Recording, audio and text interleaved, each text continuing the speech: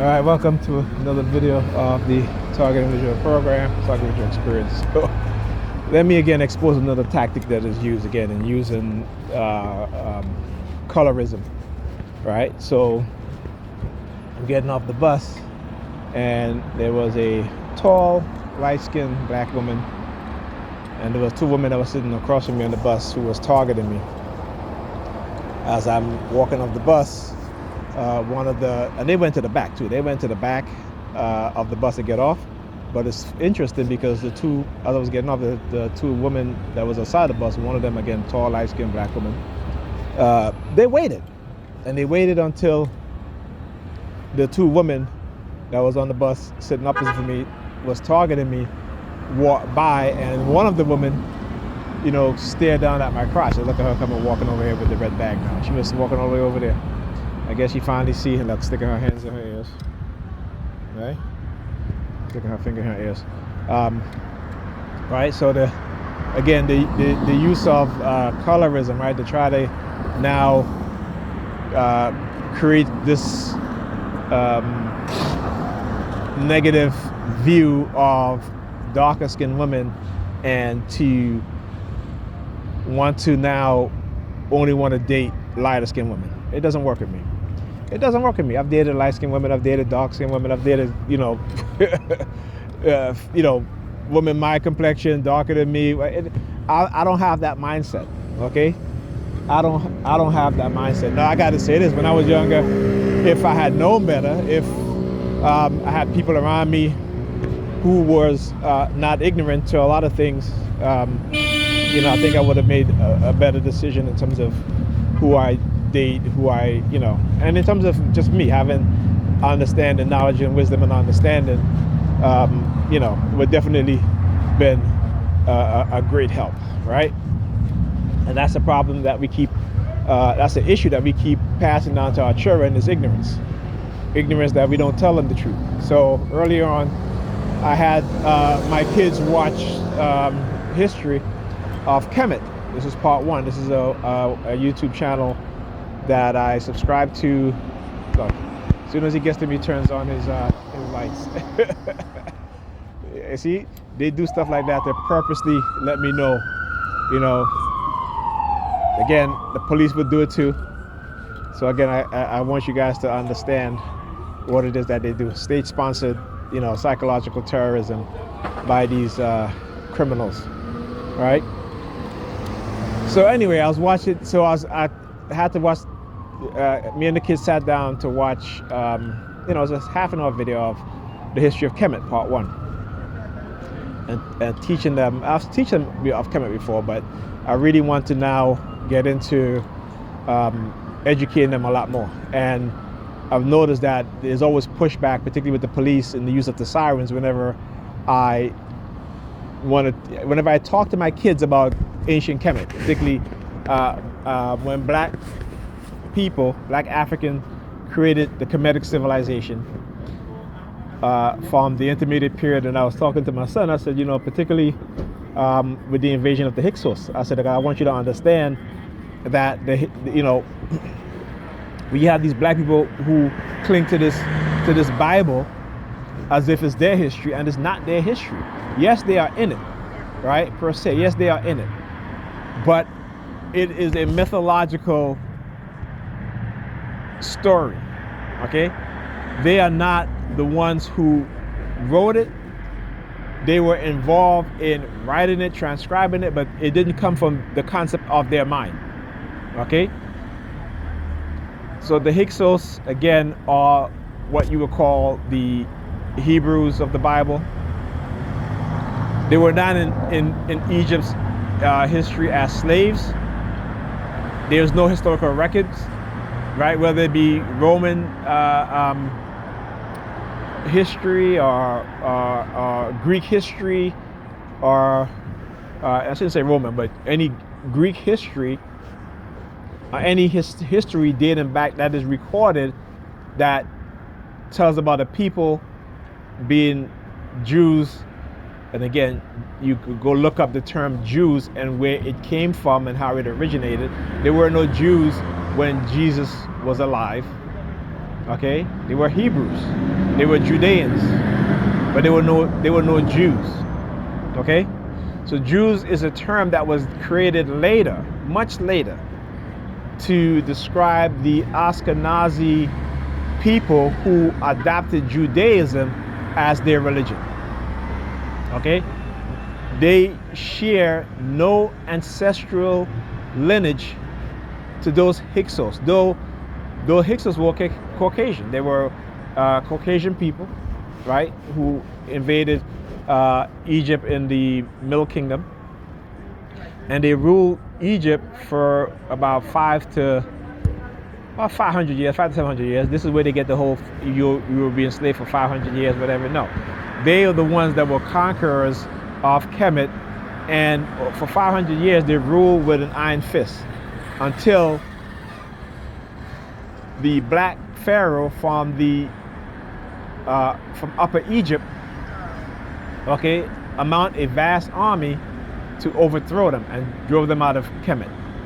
And remember, when they were rulers of Kemet, they ruled with an iron fist. They basically destroyed everything. They didn't create nothing positive. They basically took, as we see Europeans taking today. It is their history to take. And as black people, when we educate them, we have educated them 3 times, they've always taken and never give back. That is their history. This is why I say that, even here in America today and in the Western hemisphere, that their relationship to us as black people has always been one and the same, which is psychopathic and sociopathic in nature. They are not our natural predator, but they have become a deselected predator of black people. They select themselves to be predators of black people. Okay? So you got to understand that. So I was teaching my son that. I said, this is where that whole, and I asked him, I said, who wrote the Pentateuch? Who wrote the Pentateuch? And I told him this already, it was Moses. And I said to say, spell Moses. I said, and the Pharaoh or the king, the Nubian king, the black king, who defeated the Hyksos, what was his name? Pharaoh Thutmose. Thurmose. Look, the New York Predator Department again. Well, they on the prowl tonight. Oh, by the way, I was coming on the bus. The bus was, they had another police car again parked up in the intersection, so you don't see their lights flashing, right? But yeah, so I told him, do you recognize the name now? Do you see that? I said, what they've done is because of the shame and the fact that they were defeated, right, by the Nubians again, by the black king of the lower, black King Thutmose of Upper Egypt, or Upper Kemet, I should say.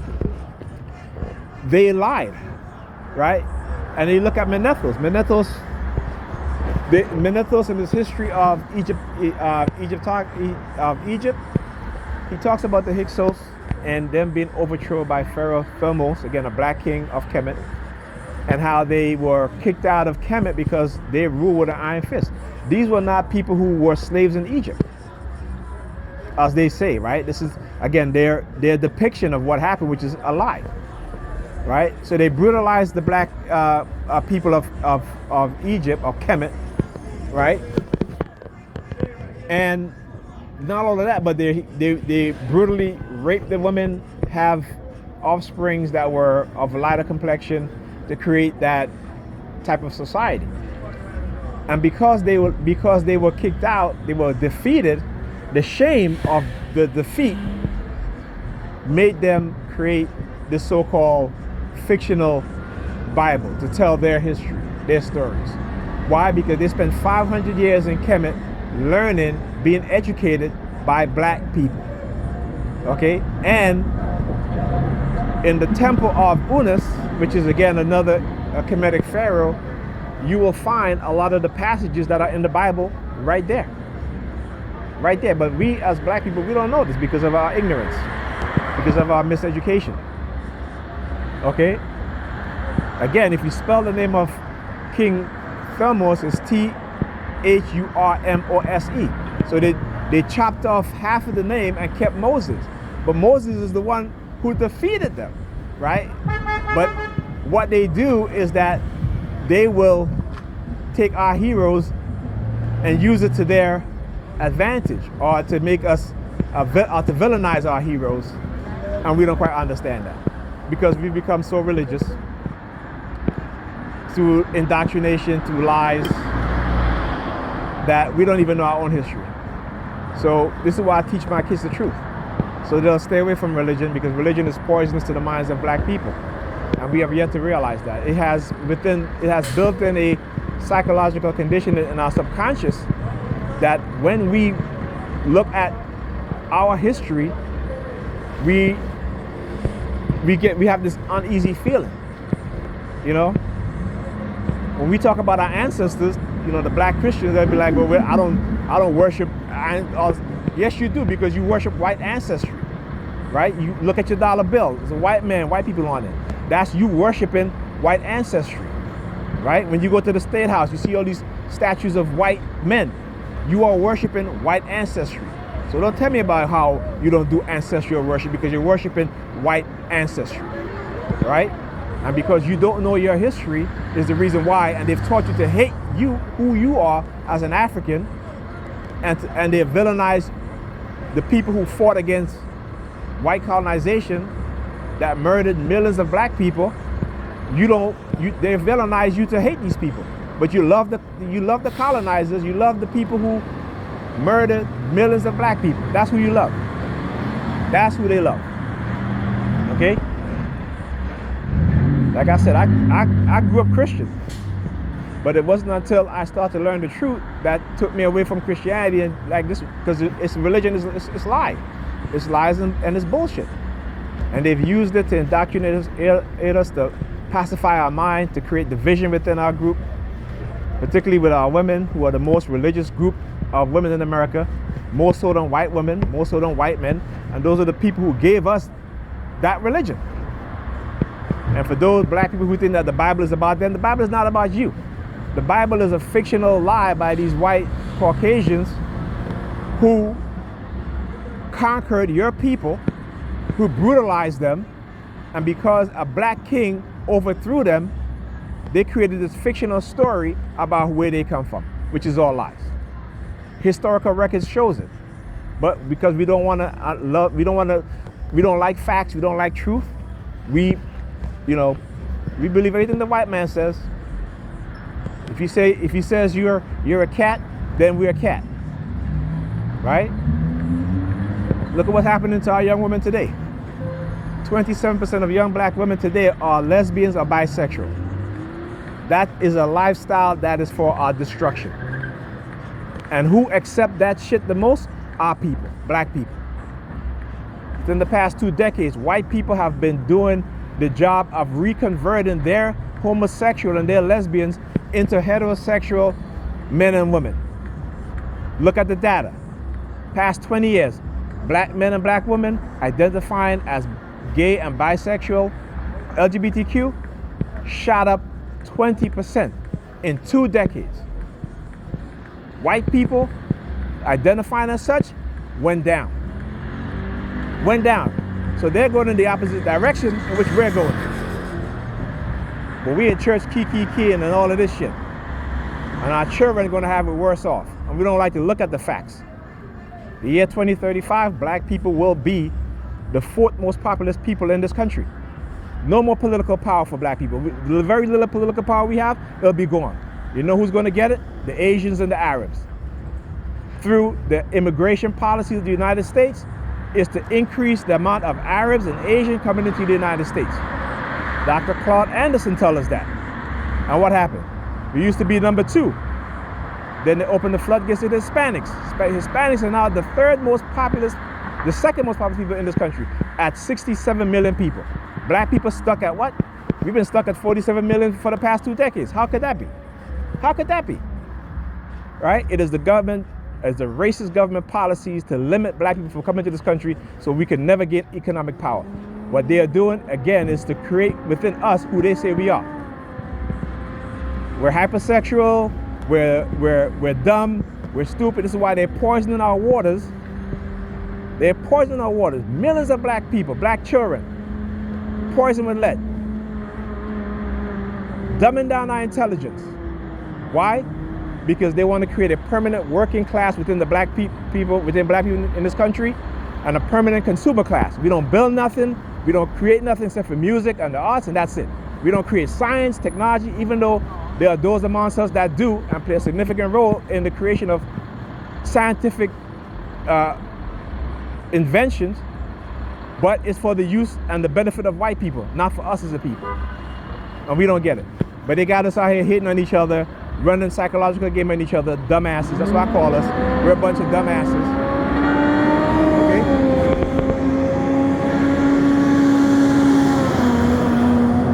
Because we don't care about our children the way they care about their children.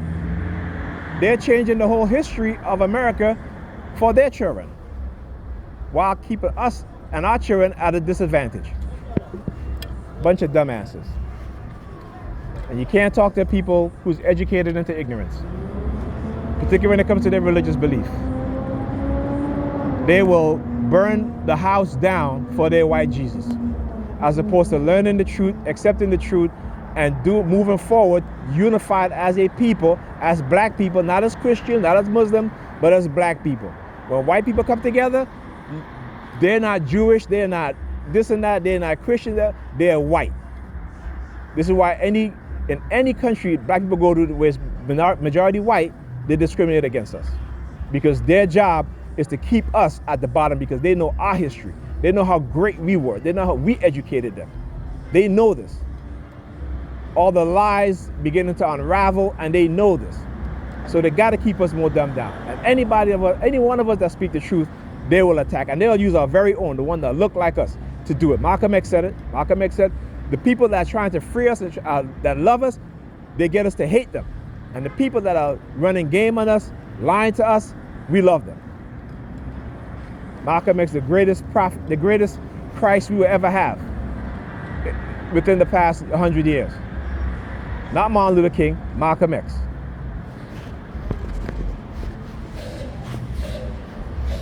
But we're so damn ignorant and stupid. They're destroying our people, they're destroying our young people. And the elders, particularly those within the church, they're getting money from the government, and that's all they care about is the money. The money they get, so they can buy their Benz and their Bentleys and their Rolls Royce and live in a big fancy mansion, while the community that the church is in suffering. While they got homeless people living right next to the damn church, tear down buildings. The church could buy those buildings. They can buy those buildings, they can fix it up, and they can rent it out tax-free. But they don't want to do that. Because they're not about the business of saving black people. They have the mindset of the white man, which is to exploit black people, to exploit the poor people that come into their churches and feed them bullshit about Jesus. It's feel-good mentality. Make them feel good. They'll be happy. Make them feel good while they're poor, but you make them feel good. We're all about feel good and not about anything substantial. Talk to you guys in the next video.